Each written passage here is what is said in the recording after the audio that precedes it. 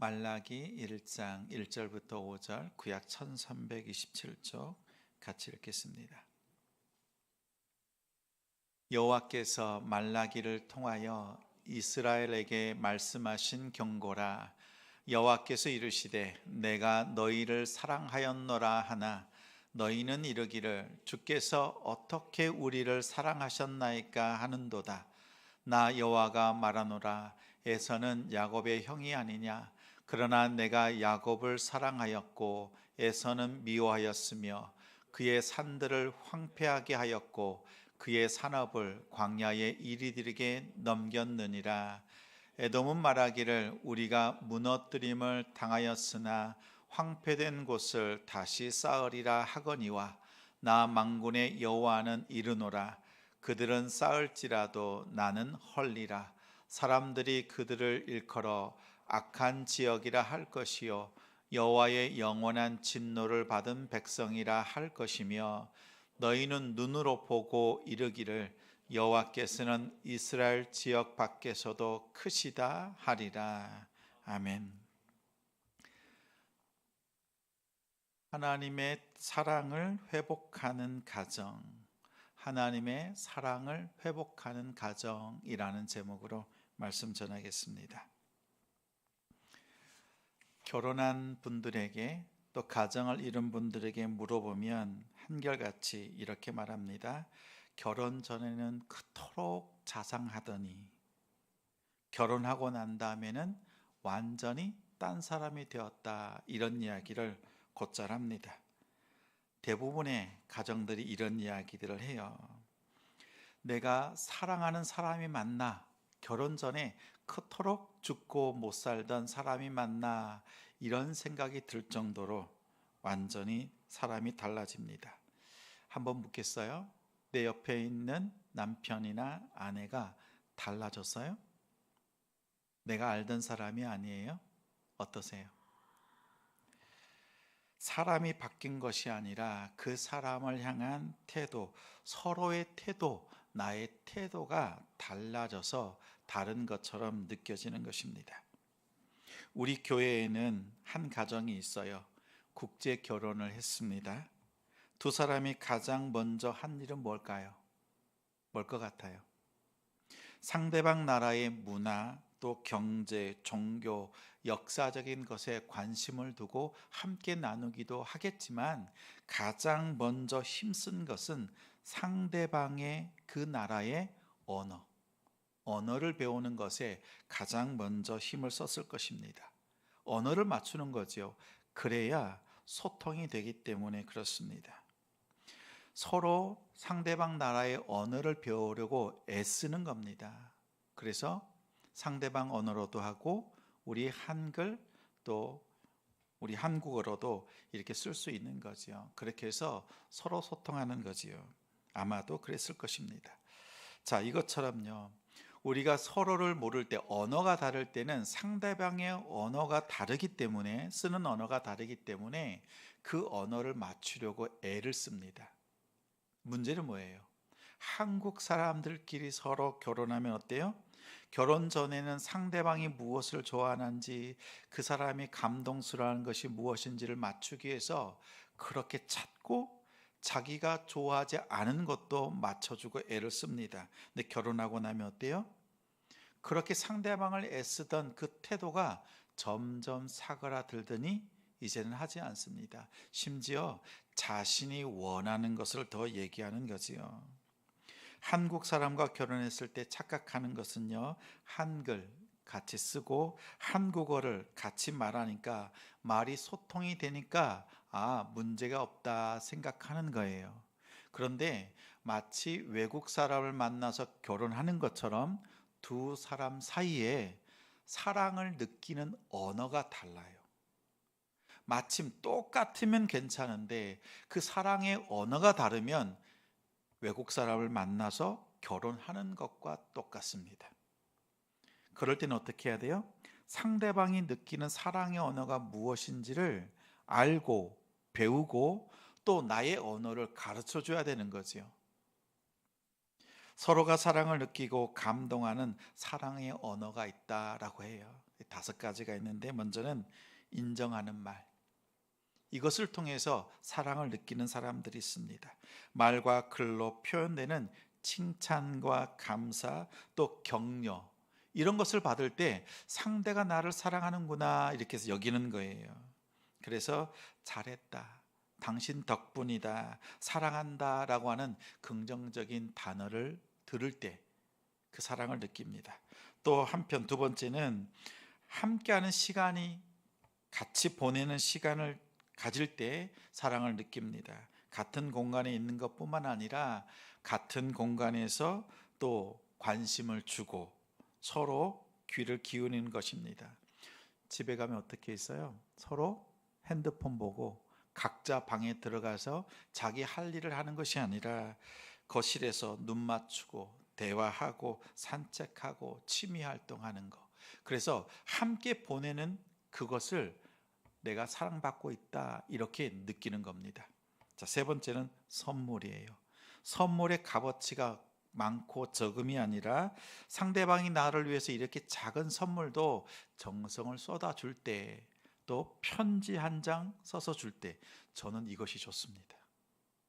다른 것도 좋은데 무엇인가 정성이 담겨 있는 선물, 손편지 참 크게 생각합니다. 그래서 기념일을 챙긴다든지 또 서로에게 조금 더 의미 있는 그 마음을 전달하는 것을 좋아합니다. 세 번째는 서로에게 봉사의 손길을 나누는 거예요. 상대방을, 네 번째예요. 자, 집안일을 같이 나누는 거죠. 음식 쓰레기도 버려주고 또 쓰레기 분리수거도 해주고, 이런 거를 해주면 사랑을 느끼는 거예요. 그런데 나는 분리수거를 막 해주는데 상대방은 못 느껴요.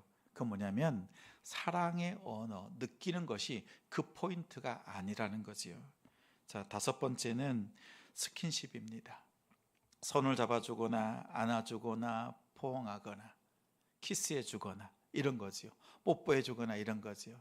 그래서 이런 것들을 통해서 사랑을 느끼는 거예요. 근데 어떤 사람은 그것을 싫어하죠. 내가 좋아하는 사랑의 언어로 고집을 하면 상대방이 싫어하는 그 사랑의 언어와 부딪히게 되면요, 나는 사랑을 준다고 생각하는데 실상은 사랑을 느끼지 못합니다. 그래서 가정 안에 있을 때 서로의 사랑의 언어가 무엇인지를 배워야 되고, 또 내가 느끼는 사랑의 언어가 무엇인지를 가르쳐 줄 수 있어야 합니다. 그러한 우리 성도들 되시기 바랍니다. 내가 낳은 자녀도 사랑의 언어가 다 다릅니다. 내가 잘 아는 것 같지만 내 자녀도 사랑을 느끼는 사랑의 언어가 달라요. 그러면 부모는 자녀에게 배워야 되고 또 알려줘야 합니다.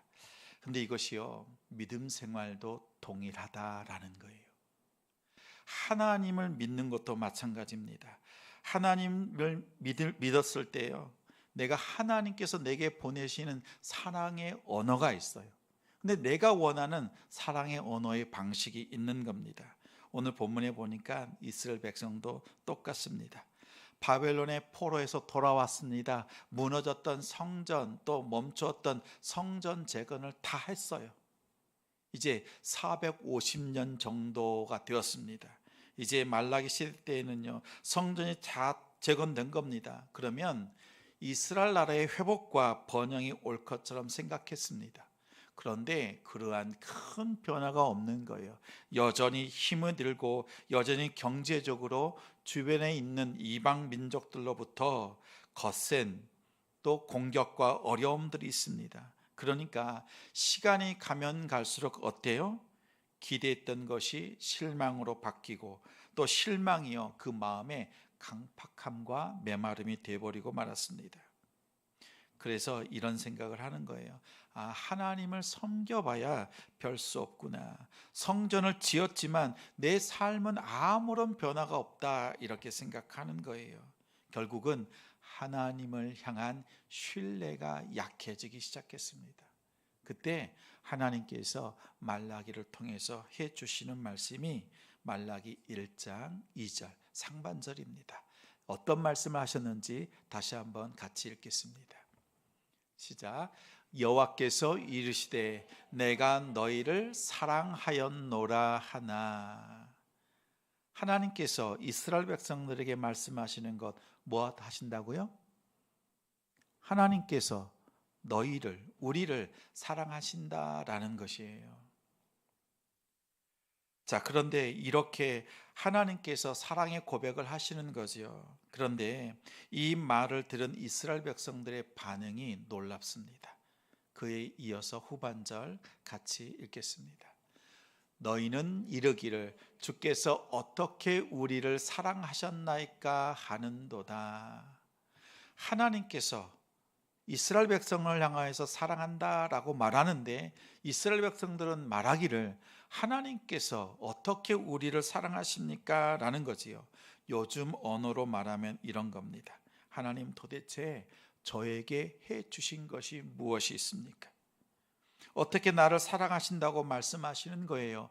내 삶을 좀 보십시오. 되는 일도 없고 가정의 경제도 팍팍합니다. 하나님께서 나를 사랑하신다는 증거가 내 삶에 어디에 있습니까? 라는 그런 말입니다.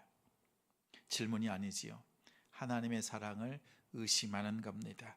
하나님을 향해서 냉소적인 반문을 하고 있는 모습입니다. 혹시 우리들 가운데 이러한 모습들이 있지 않나요? 하나님께서 분명 나를 사랑하신다라고 말씀하시는데 내 삶 속에서는 하나님께서 나를 사랑하시는 그 증거가, 그 모습이 보이지 않는 거예요. 왜 그럴까요? 하나님이 사랑하신다라고 하는 하나님의 사랑의 방식, 하나님의 사랑의 언어를 내가 깨닫지 못하고 내가 배우지 못해서 그렇습니다. 이스라엘 백성들의 모습을 보면 내가 원하는 방식으로 하나님 사랑을 표현해 주세요 라는 것이에요. 이스라엘 백성들은 말하는 거지요. 하나님 어떻게 나를 사랑하셨습니까? 라고 묻는 거지요.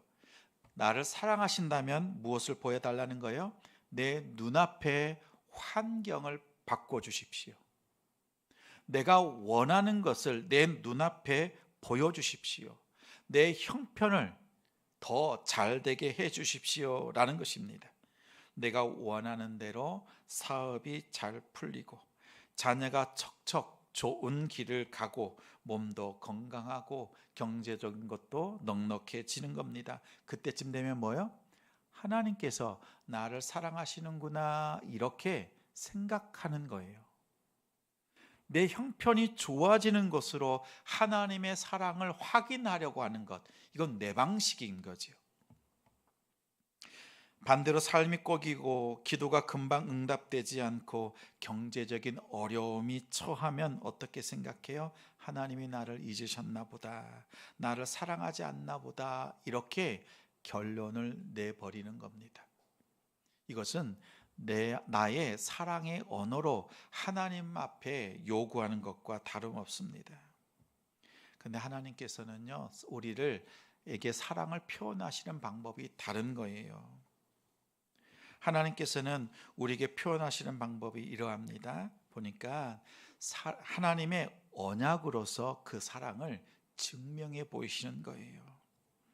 우리 2절 후반절부터 3절 같이 읽겠습니다. 나 여호와가 말하노라. 에서는 야곱의 형이 아니냐. 그러나 내가 야곱을 사랑하였고 에서는 미워하였으며 그의 산들을 황폐하게 하였고 그의 산업을 광야의 이리들에게 넘겼느니라. 어떻게 하나님께서 우리를 사랑하셨습니까? 라고 반문할 때 하나님은요, 이 언약을, 야곱을 통해서 주셨던 그 언약을 꺼내십니다. 내가 그때 결정했고 계획했고 하나님께서 그 언약을 신실하게 이루어가고 계시다라는 것을 말씀해 주고 있습니다. 하나님의 전적인 주권 그리고 그 은혜로 야곱을 선택하셨다라고 합니다. 야곱은 속이는 자였지요. 그리고 화란과 또 애굽으로 내려갈 때 자신의 인생이 어떻게 되어져 가는지를 잘 몰랐습니다. 그러나 하나님께서는 그의 불순종과 때로는 또 거부하고 있는 그 모습을 통해서 끝까지 그 사랑의 언약을 붙잡으시고 말라기 시대까지 그 야곱의 자손들을 하나님께서 붙잡아 주고 계시다라는 사실을 증명해 내시는 겁니다. 하나님은 보여주시는 것이요, 언약을 통해서 그 사랑을 나타내 주시는 것이에요. 자, 그러면서 하나님께서 언약으로 붙잡아 주신 야곱, 너희는 지금 하나님의 사랑 가운데 거하고 있다라고 말하시면서 에서의 후손인 에돔을 보라고 하십니다. 4절 말씀 같이 읽겠습니다. 에돔은 말하기를 우리가 무너뜨림을 당하였으나 황폐된 곳을 다시 쌓으리라 하거니와 나 만군의 여호와는 이르노라. 그들은 쌓을지라도 나는 헐리라. 사람들이 그들을 일컬어 악한 지역이라 할 것이요 여호와의 영원한 진노를 받은 백성이라 할 것이며, 하나님께서 지금 붙잡으셔서 이제 남유다가 또 이렇게 회복되어지고 성전이 세워졌다라고 말씀하시는 거죠. 그러나 에서는 하나님께서 그들의 쌓은 것들을 무너뜨린다라고 말씀합니다. 성도 여러분, 보십시오. 하나님께서 우리를 사랑하시는 방법은요, 언약을 통해서 사랑을 확증해 주시는 겁니다. 자, 말라기 시대로부터 이제 400년 뒤에 예수 그리스도께서 이 땅에 오십니다. 하나님의 사랑은요, 하늘로부터 이 땅에 오시는 사랑이고, 이 땅에 오셔서 자기 백성을 위해서 죽으심을 통하여서 그 사랑을 확증해 주셨습니다. 근데 우리는 그러한 사랑을 몰라요. 내가 받고 싶은 그 사랑의 방법으로 받고 싶은 거지요. 가정이 잘 되고 경제적으로 풀리고 승진하고 잘 되는 것을 꿈꿉니다. 그래서 그것이 채워지면 하나님이 나를 사랑하는 것으로 생각해요. 근데 하나님은 그렇게 하지 않으세요. 하나님이 우리에게 사랑을 보여주시는 방법은 자기 아들을 이 땅에 보내주시는 방식으로 하나님은 우리를 사랑하신다라는 거예요. 그럼 우리는 어떻게 해야 돼요? 내가 사랑을 느끼는, 하나님의 사랑을 알아가는 그 방식을, 내 방식을 고집할 것이 아니라 하나님께서 그동안 나에게 사랑의 언어로 비춰주시고 말씀해 주시고 보여주시고 언약하시고 약속하신 그 말씀을 통해서 하나님의 사랑을 발견하고 찾는 겁니다. 그 약속은 예수 그리스도를 통해서 완성된 거예요. 여러분, 하나님은 우리에게 사랑을 쏟아 부으십니다. 그런데 내가 그 사랑의 언어를 배우지 않고 또 무관심하고 무시했던 거예요. 하나님은 단 한순간도 여러분을 향하여서 미워하신 적이 없고, 오늘 말씀과 같이 2절에 내가 너희를 사랑하고 또 사랑하고 또 사랑한다라고 말씀하십니다. 우리가 오늘 기도할 때 하나님께서 나를 어떻게 사랑하시는가, 그 하나님의 사랑의 그 방식과 언어가 무엇인지를 오늘 말씀을 통해서 우리 깨닫고 하나님의 그 사랑을 듣는 이 시간이 되기를 소망합니다. 영적인 눈을 열고 우리의 귀를 열고 하나님의 그 사랑으로 나아가는 복된 이 시간이 되기를 우리 주님의 이름으로